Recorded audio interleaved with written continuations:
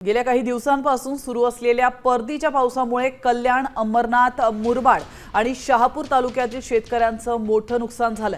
या मुसळधार पावसाने अक्षरशः भात शेती ही 100% वाया गेली आहे। शेतात उभं असलेलं पीक पूर्णपणे पाण्याखाली गेलंय आणि शेतकऱ्यांचा घासच हिरावला गेलाय।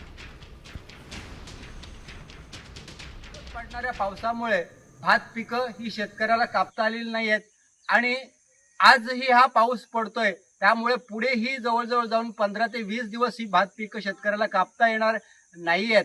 त्यामुळे 100% नुकसान हे ठाणे जिल्ह्यामध्ये झालेले आहे। तर माझी शासनाला विनंती आहे की ठाणे जिल्हा हा ओला दुष्काळ जाहीर करावा आणि 100% शेतकऱ्यांना सरसकट नुकसान भरपाई द्यावी अशी माझी विनंती आहे।